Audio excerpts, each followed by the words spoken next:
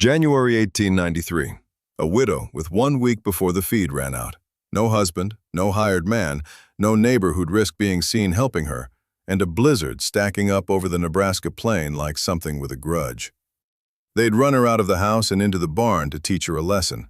Nobody saw what she did in there. Nobody saw her seal the north wall, or stack the bales, or move every animal she owned into a single room. They only understood in February, when every cabin in the settlement had gone black and silent with cold, and the only smoke still rising came from the barn they'd exiled her to. But in January, the settlement thought it had already seen how the story ended. Her name was Hannah Reed, 31. Her husband Tom had gone out in a November norther to cut a steer loose from a fence, and the cold took him before the fence did. They found them both the next morning, the steer and the man, 100 feet apart.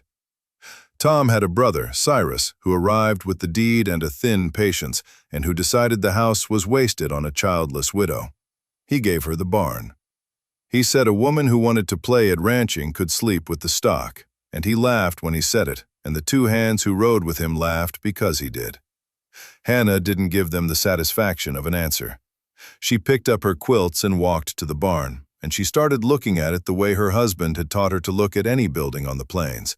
Not as walls, but as a fight between the heat you make and the cold that wants it. And a barn, she knew, had two things her drafty house never had. It had animals. And it had hay. A grown cow throws off heat all day and all night without trying, better than a fed stove, and it never burns down to coals. 1,200 pounds of animal is 1,200 pounds of furnace that eats grass instead of firewood. Hannah had 14 head between the cattle, the mule, and the milk cow, and Tom had once told her, leaning on a stall on a cold night, that a closed barn full of stock will sit 30 degrees over the open air on body heat alone, if you only stop the wind from stealing it. That was the whole secret and the whole danger. Stop the wind from stealing it.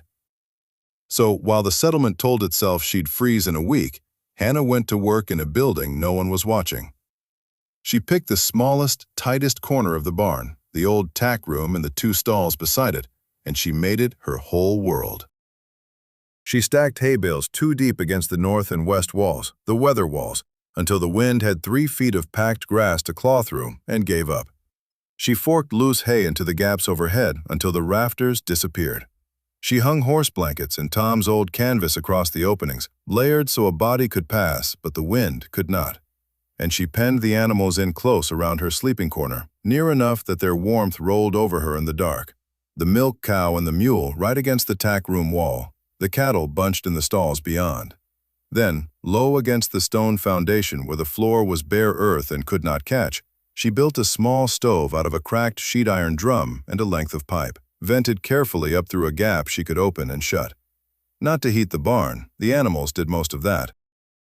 Just to take the last bite off the worst nights, and to warm water so the stock could drink instead of licking ice.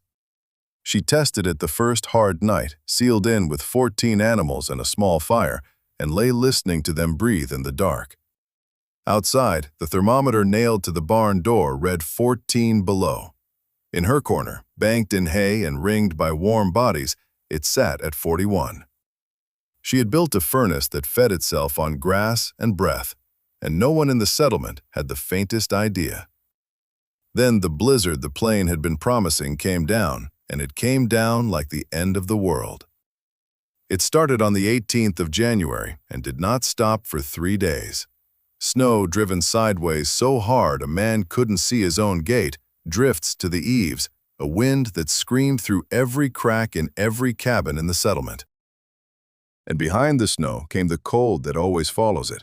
19 below, then 28, then a still white morning the glass read 38 under zero. Cattle froze standing up. The Doyle family burned their furniture and then their floorboards. A man named Pratt set out for his barn 40 feet away, and they found him in spring, that far from his own door. Cabin after cabin on that plain was a box of still air with a fire in it, and a box of still air cannot win against a 38 below night. The heat went up the chimney and out the walls faster than any hearth could make it, and one by one the windows of the settlement went dark. But out past the ridge, from the reed barn, a thin line of smoke held against the wind, and the snow around the door was tracked and trampled with the prints of animals that were plainly, impossibly, alive. The Doyles saw it from their frozen rise on the third day, smoke and a barn that hadn't gone silent. The father had laughed with Cyrus back in the fall. Now he put his children in every coat they owned and walked them 1.5 miles through chest-deep drifts toward the one building still breathing on that plain.